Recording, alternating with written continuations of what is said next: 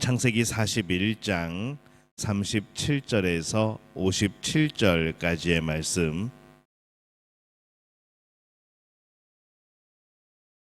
창세기 41장 37절에서 57절까지 우리 한 목소리로 함께 봉독합니다. 바로와 그의 모든 신하가 이 일을 좋게 여긴지라.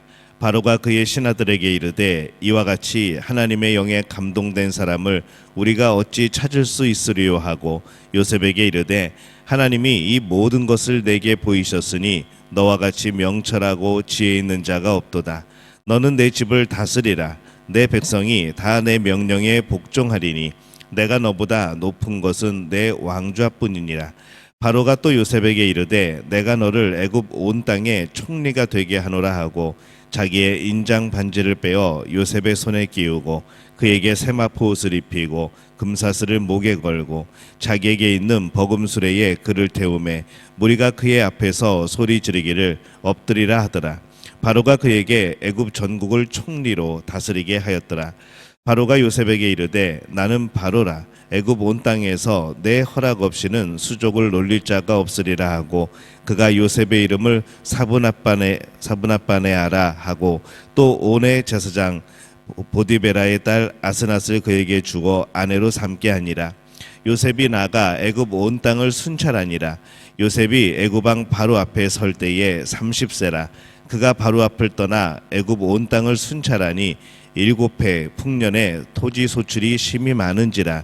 요셉이 애굽 땅에 있는 그 7년 곡물을 거두어 각 성에 저장하되 각 성읍 주위에 밭의 곡물을 그 성읍 중에 쌓아두매 쌓아둔 곡식이 바다 모래같이 심히 많아 세계를 그쳤으니 그 수가 한이 없음이었더라. 흉년이 들기 전에 요셉에게 두 아들이 나되 곧 온의 제사장 보디베라의 딸 아스낫이 그에게서 낳은지라. 요셉이 그의 장남의 이름을 므낫세라 하였으니 하나님이 내게 내 모든 고난과 내 아버지의 온 집 일을 잊어버리게 하셨다 하미요 차남 이름을 에브라임이라 하였으니 하나님이 나를 내가 수고한 땅에서 번성하게 하셨다 함이었더라. 애굽 땅에 7해 풍년이 그치고 요셉의 말과 같이 7해 흉년이 들기 시작하매 각국에는 기근이 있으나 애굽 온 땅에는 먹을 것이 있더니 애굽 온 땅이 굶주림에 백성이 바로에게 부르짖어 양식을 구하는지라. 바로가 애굽 모든 백성에게 이르되 요셉에게 가서 그가 너희에게 이르는 대로 하라 하니라. 온 지면에 기근이 있음에 요셉이 모든 창고를 열고 애굽 백성에게 팔세 애굽 땅에 기근이 심하며 각국 백성도 양식을 사려고 애굽으로 들어와 요셉에게 이르렀으니 기근이 온 세상에 심함이었더라. 아멘. 할렐루야. 하나님의 은혜가 오늘 새벽에 하루의 첫 시간을 주 앞에 드리는 우리 믿음의 가족들에게 함께 하시기를 예수님의 이름으로 축원합니다. 오늘 말씀은 이 요셉이 애굽의 총리가 되고 이제 통치하는 그런 내용을 담고 있습니다. 이 애굽 왕은 요셉의 사람됨을 알아보고 그를 파격적으로 애굽의 총리로 임명을 합니다. 그래서 42절 43절에 보면은 자기의 인장 반지를 빼어 요셉의 손에 끼우고 그에게 세마포 옷을 입히고 금사슬을 목에 걸고 자기에게 있는 버금수레에 그를 태우고 이렇게 말씀을 합니다. 요셉에게 인장 반지, 세마포, 또 금사슬, 또 바로의 전차가 이 주어진 이유가 뭘까 생각을 해보면은 그것으로 남은 여생을 요셉이 편안하게 살라고 그렇게 준 것은 아닐 겁니다. 그에게 주어진 성공, 이 총리 자리, 또 흉년의 때에 그것을 통하여서 흉년의 때에 애굽과 인근의 굶주린 백성들을 잘 다스리고 식량을 줄 수 있도록 그렇게 그 역할이 또 그 영광이 주어진 것이죠. 그 자리는 이스라엘 가족을 민족으로 만들어 가시는 이 하나님의 거룩한 뜻을 이루어가는 또한 그런 자리이기도 했습니다.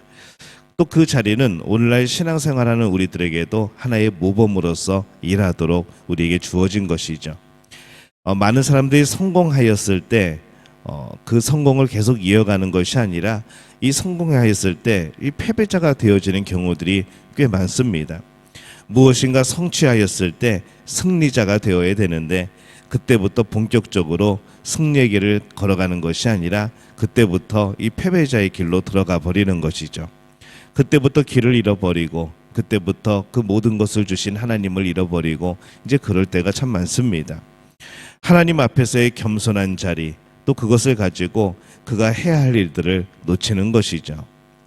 우리가 과연 무엇을 이루었는가, 또 그것을 가지고 있는 것이 우리에게 중요한 것이 아니라 그것으로 맡기신 분의 뜻을 우리가 이루어가는 것이 중요합니다.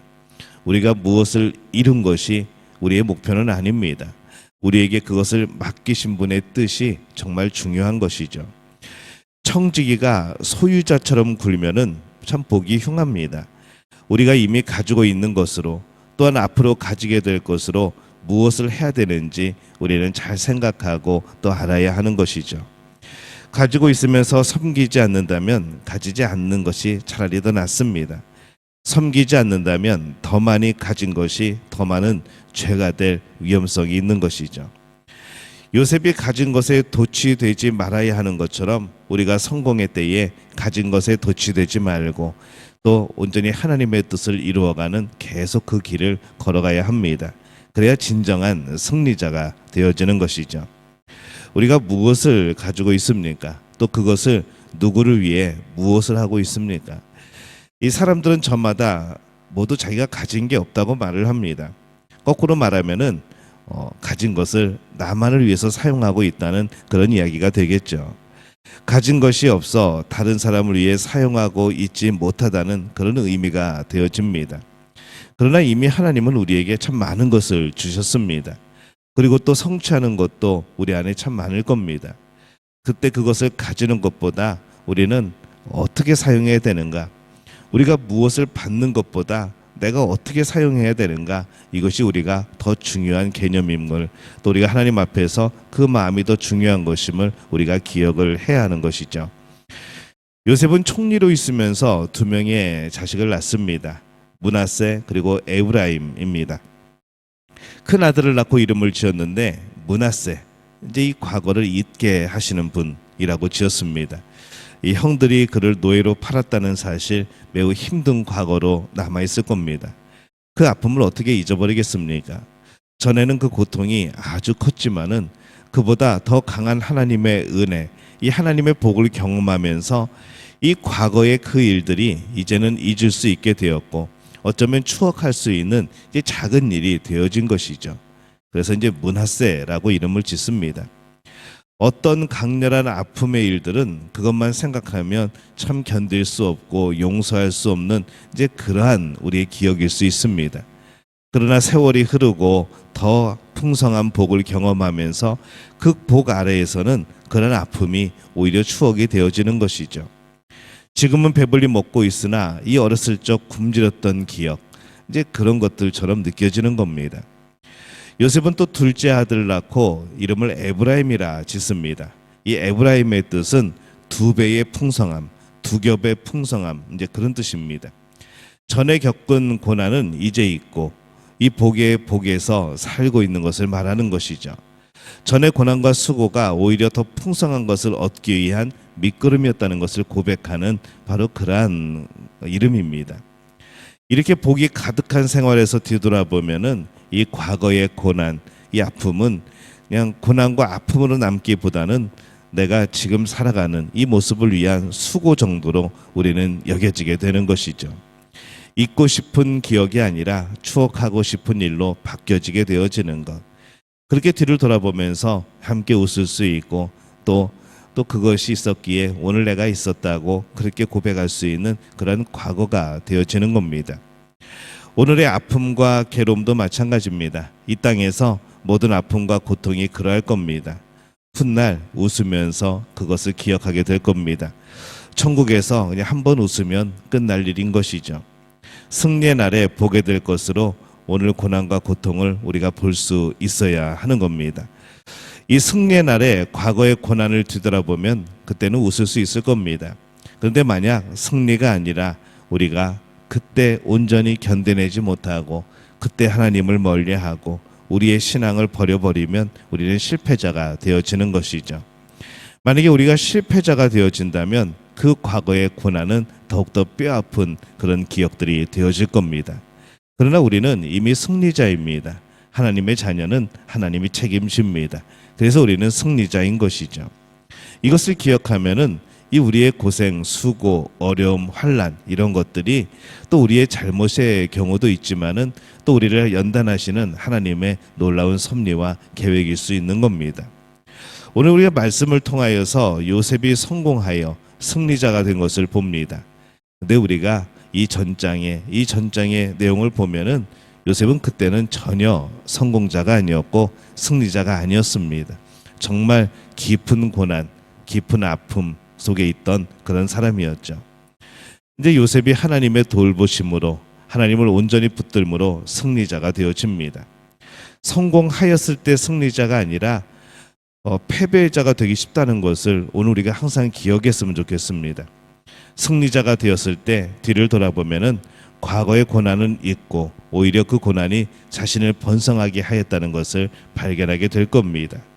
늘 겸손한 마음으로 승리의 때가 이르렀을 때 더욱더 겸손하게 하나님을 바라보고 우리가 이 소유주가 아니라 늘 청직이라는 마음을 가지고 살아가게 될 때에 우리는 진정한 하나님이 인정하시는 그런 승리자가 되어질 줄로 믿습니다. 우리의 고난들, 과거의 고난들이 정말 웃으며 추억할 수 있는 또 하나님의 은혜로 여겨질 수 있는 그런 복된 시간들로 또 기억될 줄로 믿습니다. 오늘 요셉의 모습처럼 우리 또한 하나님의 은혜 속에서 이 승리자가 되어 과거의 고난들을 웃을 수 있는 그런 복된 분들이 되어지시기를 예수님의 이름으로 축원합니다.